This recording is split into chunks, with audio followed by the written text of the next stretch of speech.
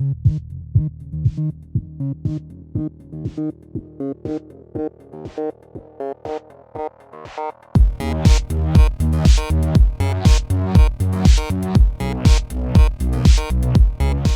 go into effects now, and I'm specifically going to cover, right, I call this topic time-based effects because actually most effects that we are working with, it's always centered around how you modulate and manipulate time. Basically, roughly they can be divided into these three. You have your reverb, you have your delay, and you have your modulation effects. Let's take a look, all right, a little closer look into these types of effects. Okay, now, so let's look at reverb and delay first of all. Okay, so what is reverb? So the long name is reverberation. So reverberation is created when a sound signal, right? You have one sound signal, it's reflected and it builds up, right? It causes a large number of reflections to build up and decay over a certain time. So it's actually a lot of these reflections. The build-up is important because it's different. Because if it's just a reflection, we call it really reflection. But if it's a build-up, all right, it needs to be a build-up, then only it becomes a reverb. When it builds up, it homogenizes, like we call it homogenize. It kind of blends into the reverb sound that we call. But if it's not, if it's just an early reflection, you can actually hear it as a reflection. Right, like you have an echo. So here is a little diagram, okay? You have one guy there holding a tiny guitar and very, I think this one, wow, very appropriate for 2020. They must be thinking ahead of their time. So this one is a socially distanced concert. You have, obviously, you have your direct sound that's heading directly towards the listener's ears. But you have sound that's reflected from back wall is here, the roof, ceiling, and then you have the stage wall as well. So you have all these sounds that are reflected and they are built up over time, right? And that creates and generates the reverb. Sound in an acoustic space consists of three things. You have your direct sound. Your direct sound would be, right, the sound that's traveling from coming out of my mouth straight into your ears, okay? It doesn't go anywhere, straight directly into your ears. You have your early reflections. Now, so early reflections here would be maybe the one direction goes to this wall over there, bounce, then bounce straight into your ears. Those are your early reflections. Maybe one that's going up there, one bounce, straight. So you get an early reflection. And usually early reflections, depending on the size of the room, you can hear. So reverb is this one. When it bounces many times, then it gels into one kind of a sound that you hear. So that is actually what we call reverb. So sometimes if you are in a room like this, let's try clapping. You can hear, some early reflections inside the sound. It's not really a reverb. This room doesn't really have a reverb. Right? If it did, right, it would not be suitable for recording already. Let's talk about a little bit of background about why we start employing reverb. Obviously, in the past, when there's no PA systems and there's earliest forms of entertainment, I think goes back like even to the Greeks, the Romans, hundreds, thousands of years ago. Greek drama and Greek comedy, these are all done in open air amphitheaters, right? So usually those, and if you go to a concert hall also, like classical concert hall, you go to MPO, wow, you hear the reverb is very, very rich one. It's designed because of that sort of music. But now in a modern situation, right, where mostly everything is recorded in modern production techniques, we usually always favor, right, something like this room. It's acoustically more dead. Right? We don't want all the reverb inside, you see. And the reason behind that, right, it's easier to control in the mix. Because obviously, if you have reverb already, if you are recording something with reverb, it's very hard to get rid of. You can't really get rid of it. The sound is already baked into it. The reverb is baked into the sound and you're stuck with it. Having an acoustically dead room like this gives you much more flexibility. But now you need to recreate that sense of the space. You need to recreate the reverb. So now you have to reintroduce that reverb again using your artificial means. Obviously, this can also be used for creative purposes. Not only are you trying to recreate the sound of a room, but sometimes maybe even creative. You want to do some kind of special effect. Or reverb can also be used for that. These are usually generally, used via auxiliary sends set to post fader. Okay, remember I mentioned earlier about auxiliary, right? and why you want to set it to post fader. Okay, because again, if it's pre-fader, if you turn it down, you still have the reverb there. So that's wrong, right? It's not wrong, it's weird. Post fader, if you turn it down, right, the level being sent, the reverb also goes down. So the reverb also goes down proportionately, so it makes more sense. It's more logical. Now, of course, you can always insert it in a channel if you want, but again, right, if a more efficient use is to use it as an aux send. So you would, okay, generally is that if it's aux send, you will want your mix to be 100% wet, okay, because you don't want to have the direct signal, dry signal in it. Compression got parameters, reverb also got parameters, and everything also got parameters. So the first one is what we call the decay. So sometimes it will be referred to as reverb time, okay. Decay is usually measured in seconds, right? Not milliseconds, right? It's usually in seconds. Decay is the time required for the reflections to die away. There's actually a specific amount, right? So it's measured using RT. Is usually it's what we call RT60, reverb time 60. So it means how for the reflections to die away by 60 dB. So that's actually the reverb time. So if we say a reverb time is 2 seconds, right? That means how long it takes for that level of reverb to die down by 60 dB, 2 seconds. Another parameter called pre-delay.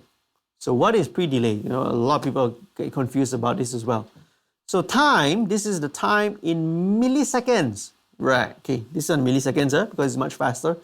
From the end of the initial sound, right, whatever sound that it is, to the moment the first reflections are heard. You have your sound, the original sound, then you have a slight delay.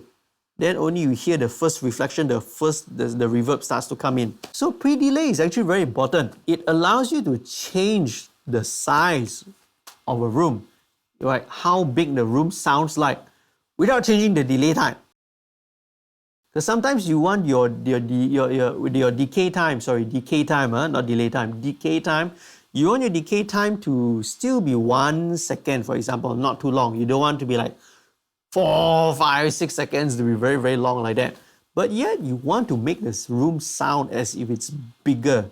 How you do that is you change your pre-delay. Because again, if you go back to the initial diagram of the person inside the hall, right, your early reflections and your reverb, the size of the room is not really determined by the amount of decay, how long the reverb is.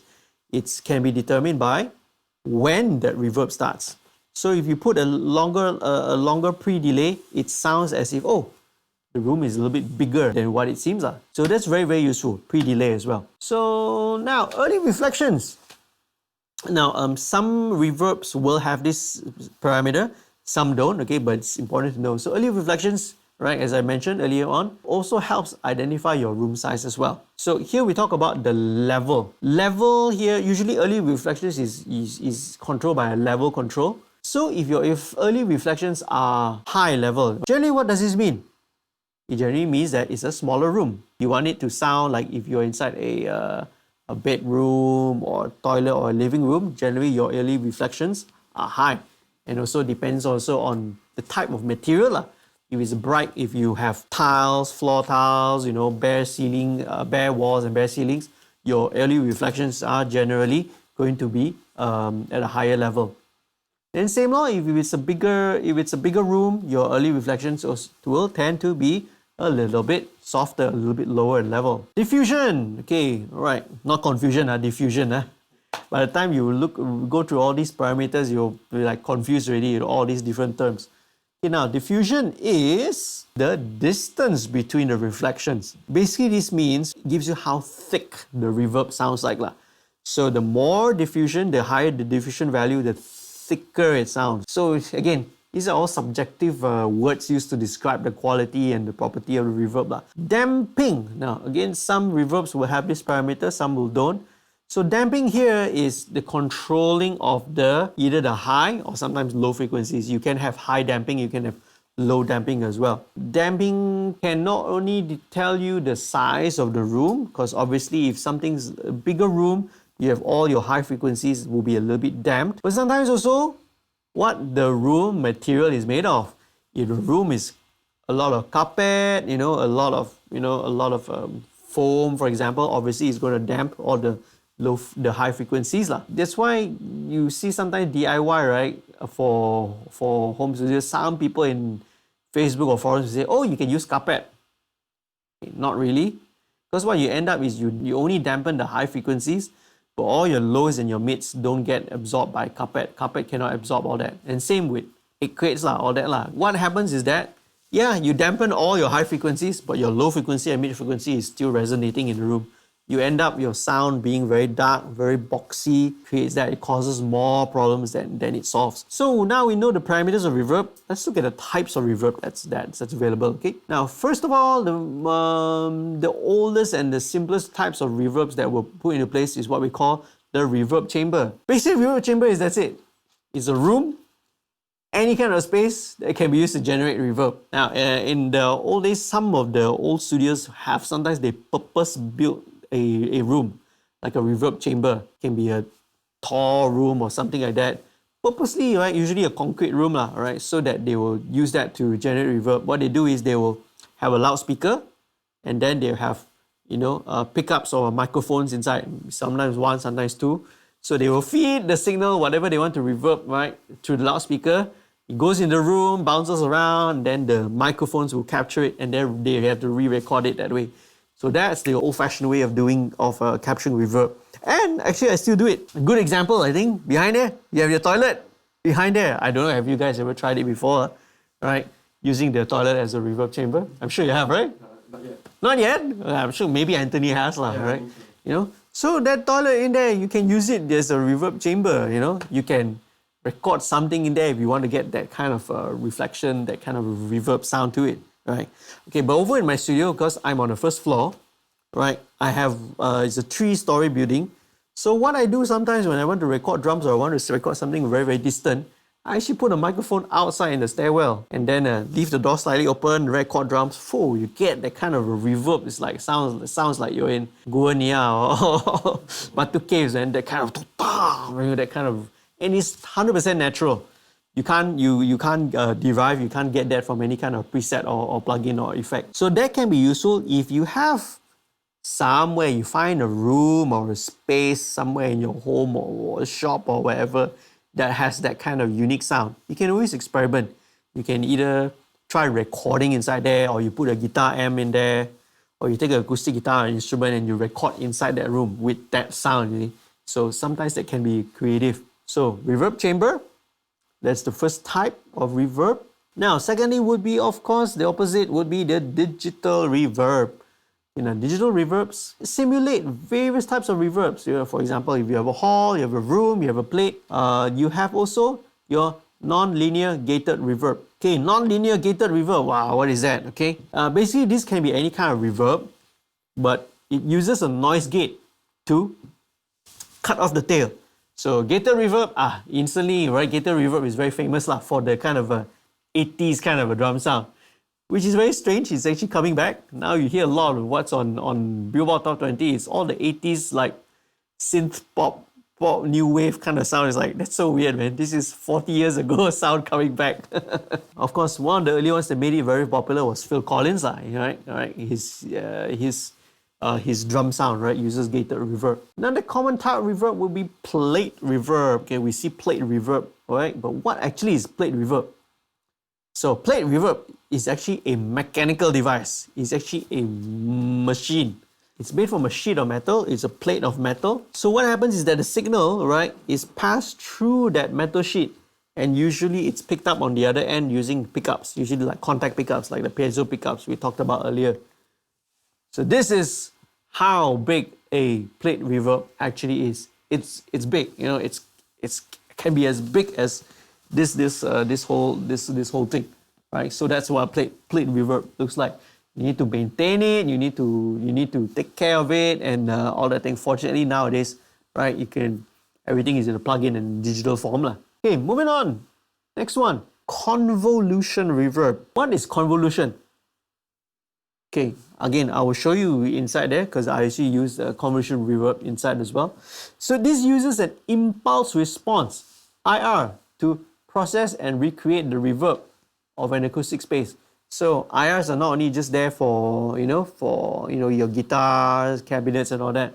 Impulse response, you can use it to sample and model any kind of device, any kind of space, right? This is basically what impulse responses are. So this is an example of a convolution reverb. Now, of course, convolution reverbs usually are very, very CPU intensive, right? They usually take up a lot of CPU processing power. Okay, let's move on then. All right, how about delay? What's delay? So, an audio signal, right, is fed into a memory buffer and recalled at a later time, i.e. the delayed time. So then the delayed signal can be fed back into the delay line, okay, to create more delay echoes, okay. So we all know what delay is, right, but this is kind of more of the technical explanation of what delay actually is. So this is a typical delay signal path. As you can see, you have your input and the input is split. You have your direct signal, which is going to bypass everything, and you have one which is sent to the delay circuitry. So then this delay circuitry, right, it will then be combined back with the direct signal. So you combine it, how much delay effect you want. So at the same time, this delay can be sent back to a feedback loop. So you have your delay, sometimes you see you have feedback, right? So when it feedbacks, what happens? You get that repeated echo, repeated delay kind of thing, right? And then in the end, it's mixed together with the direct signal and output. So that is that's the understanding of what a delay effect is. Okay, moving on. Delay also got parameters. Okay, delay time, okay? A delay time is very simple, right? It's a time, usually in milliseconds, required for the delay to happen. So it can also be measured, right? So depending on the effect that you have, you can always set it also to the note value. Sometimes quarter notes, 8 notes, dotted 8, etc. Now in the DAW, okay, it can be tempo synced. It will sync automatically. Most plugins will sync automatically to the project tempo. Or you can tap tempo it, right? Very easy. Feedback, I mentioned earlier. So feedback is the amount of signal that is fed back into the input or the delay. So the more feedback, the more echoes it creates, okay? Very, very basic. And mix is, okay, very, very basic, right? The balance, how much of the dry original signal, how much of the delayed wet signal that you want to blend in. Delays also got a few types of delays. You have, right? In the old days, you have your tape delay, and actually you still have nowadays, right? So tape delay, it literally is using a magnetic tape reel. It records it and plays back the signal. So because the way it's spaced and then the delay has a certain speed, the tape has a certain speed, it's a very, very cool and super unique sound, okay, using a tape delay. So the example would be things like the Roland space echo and the echoplex. So this is a Roland space echo. You can still find these lying around, right? So some guitar players like to use this also. Next type of delay would be the analog delay. So analog delay obviously uses analog circuitry, okay? So analog delays, often described as a little bit more warmer sounding. This is an example. This is right? Electro-harmonics, memory boy, analog delay. Okay, you have analog. I'm sure you must have digital. So digital delay here uses digital processing. So it's not using your transistors, it's not using transistor circuits, it's not using those kind of things. It's actually using a DSP chip to actually process it. Digital delays are, right, it's the opposite of analog. It's very clean. It is like almost perfect sounding one. So every time you repeats, right, it's like identical, it's always the same, right, because it uses a DSP. This is an example of a rack-mounted one. This is a TC Electronics TC2290. Of course, you have smaller digital delays in pedal form and all that also, right? So those are the types of delays, a little bit more. Modulation effects.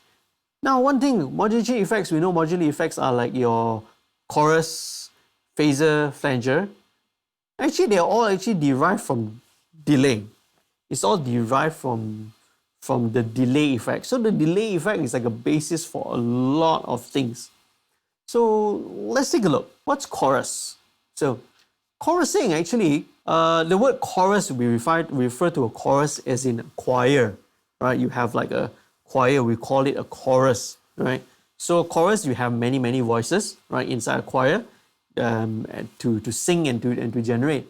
So basically that's what chorus is. What it does is it generates many, many copies of that original signal. Then it adds, modulation such as pitch shifting. It pitch shift here a little bit, delays it a little bit slightly, and then it mixes it back with the original signal. That's actually what chorus does. That's the sound of a chorus.